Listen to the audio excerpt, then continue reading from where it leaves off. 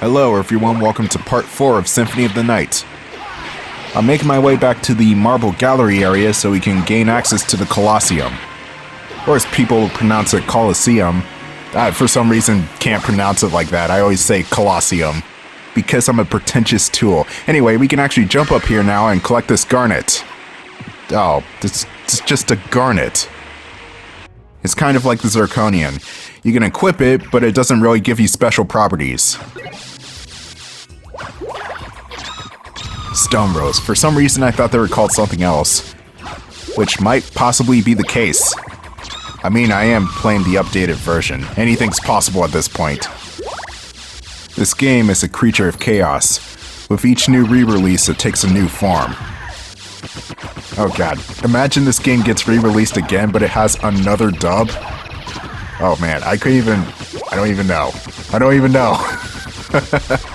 Anyway, here are these enemies again, the Diploxephalus. I'm surprised I'm pronouncing it as well as I am. If that name is even pronounced right to begin with. I'm not gonna open the trapdoors just yet. I want to strictly focus on the Colosseum.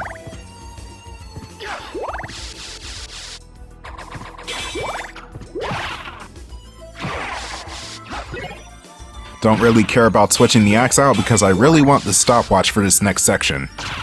You're gonna need that sub-weapon for the clock room to unlock a secret.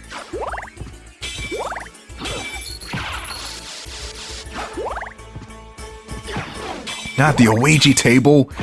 Didn't they make a movie out of Ouija or something? That seems like a really odd thing to base a movie out of. Let's just center a movie around a possessed board game.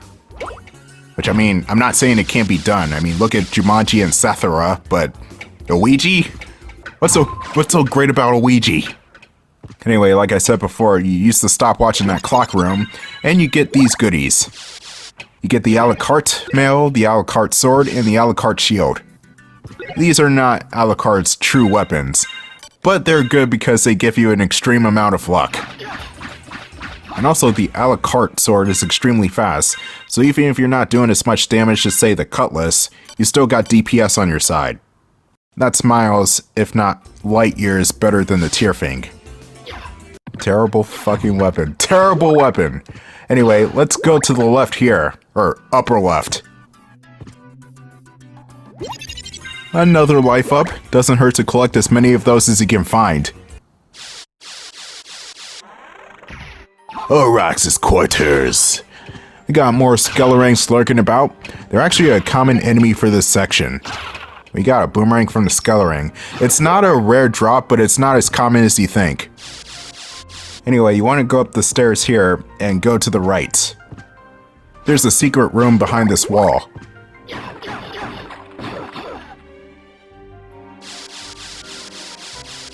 The few items that this room will give you is a piece of cheese, an onyx, and a broadsword. All useful equipment if I do say so myself, except for the piece of cheese. It gives you 10, maybe 20 points of health back. Yeah, it's not really worth it. Just use the soul siphon. You can get 10 times the amount of health back doing that alone. This room to the right, we got some rather tricky enemies in the form of hammer guards and blade armors. The hammer is the easier of the two. It's slower, but it hits harder. The blade is quicker and generally more difficult to avoid. I take the aggressive approach with the hammer. He's slow and clunky, so who cares, but I actively try to dodge the blade armor. Because of the more frantic movement, it's hard to tell what the blade's gonna do next. Wonderful, got a couple of good pot shots in before he can damage me. And there's that last desperation attack where the armor throws its blade at Alucard, only except it doesn't actually hit Alucard, it's just there for show. That is a reference to Rondo of Blood, where the bosses would do last-minute desperation attacks to damage Richter. And many Retroidvanias would attempt to reference Rondo of Blood too. And most of these Retroidvanias are from NT Creates. Okay, so a negative about this game, and it's about the warp rooms. You cannot pick which warp room you want to go to. You have to manually cycle between the different warp zones. That's something that's gladly fixed in future sequels. Each enemy, from what I can tell, is affected by the stopwatch differently. The armors here are only slowed down temporarily. Smaller monsters like the Hunchbacks and the Medusas will fully stop. More powerful monsters may or may not even be stopped by the watch at all, so it's important to pay attention to how the enemy reacts to the stopwatch. Here we are, time for my favorite tune in the game, right next to the Tragic Prince and Crystal Teardrops. And I cut the song off by accident because I discovered a safe room. Anyway, Soul Steel. Anyway, the Colosseum is where the game gets slightly more dangerous. Not only is the boss, or bosses, a pain to deal with, but the enemies here will give the player a true run for their money. And I just noticed that we got the Namakura. A pretty decent sword, but I'm content with the weapon I currently have. Even though the Colosseum is a bit more dangerous, this area is extremely short. It's just a few interconnecting rooms and then the boss fight arena itself. Hunting Girl! Now, these enemies appeared in the Royal Chapel a few episodes ago, and they're kinda strange. You have to strike their swords in order to take them out. Hitting them in their bodies won't work, because there's no body there. It's a non-corporeal shape. Anyway, we got the Blood Cloak, which converts damage to hearts. And it also gives Alucard a nice shade of red, which is more than appreciated. This cloak is alright. It's not the best, but it's definitely not bad.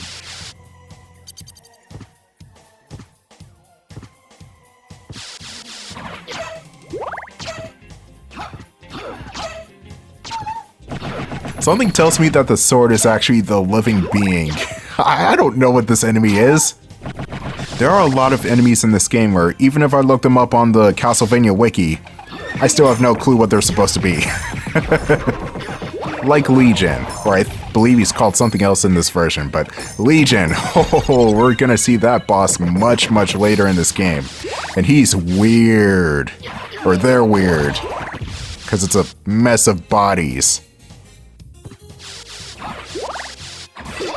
Ow, you suck too.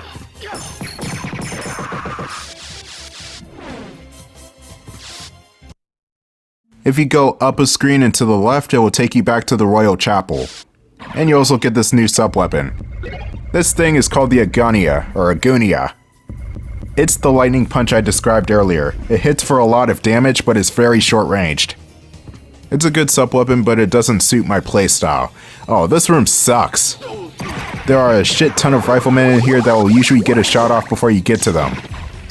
I don't really have a sound strategy for how to get through this room. I'm surprised that the soul still worked as well as it did. But the item from this room that you want is the shield rod. And trust me, you really want to get this weapon. The crazy things you can do with this thing is unimaginable. Now, on paper, it doesn't have a good attack. I mean, it's just a rod. But if you pair it with a shield, and you press circle and square together... Oh, it's the cow from Earthworm Jim. Defense up. Yeah, sure, whatever. Okay, maybe not use the leather shield. Let's try something with a bit more teeth. Alucard shield, go!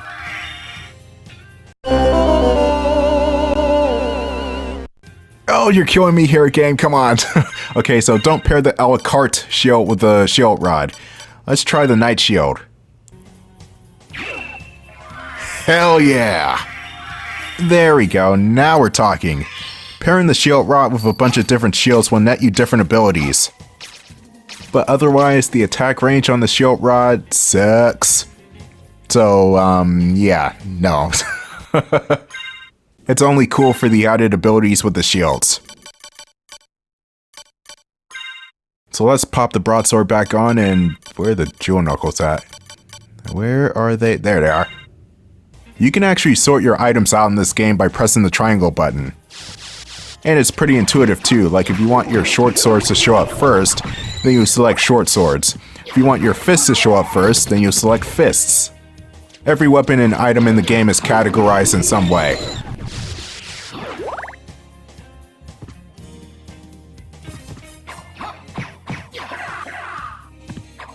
Your skills are no match for the half-blooded Prince of Transylvania.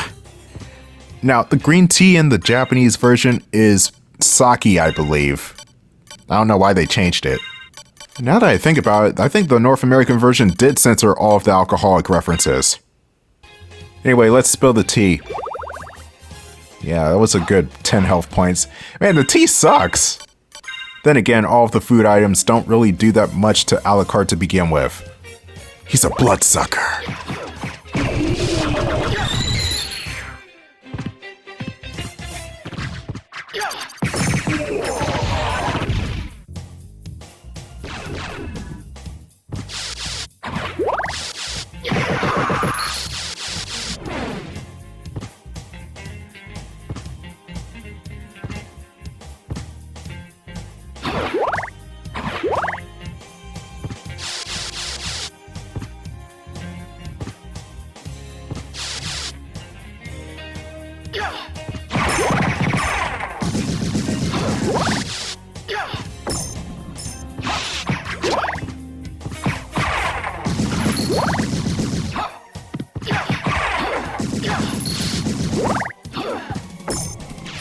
This music is so good! But I think I just circled the whole area, and that blue sphere is what I need to get. That's the form of mist. And I kind of need to get my health back here without using my consumables. This boss is kind of tough.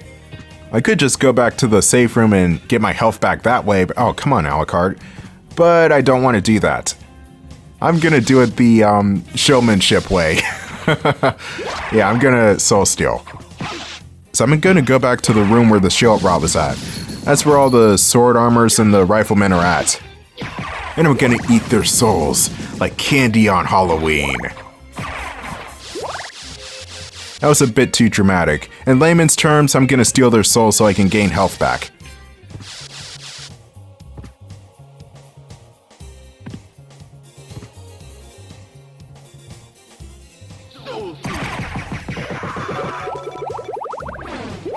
This move is so damn overpowered. I consider not using it for the playthrough, but it's not a cheat. And it also takes skill in order to pull off, so why not?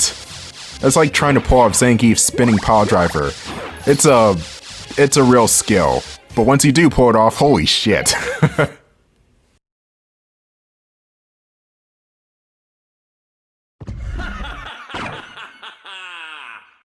Who are you? Servants, come forth from the gates of hell! Your blood.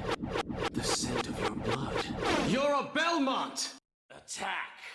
Rid my castle of this pest! But this is my castle, which belongs to my father. Okay, so what the hell? Richter's the bad guy now? Short answer is yes, long answer is maybe. Now, wow, I actually killed the werewolf that quickly. The holy water slaps in this game, holy shit! Konami should not have made the water bomb that good. I just decimated 2 bosses. And they're hard bosses. A Belmont for certain. So he says he's the lord of this castle.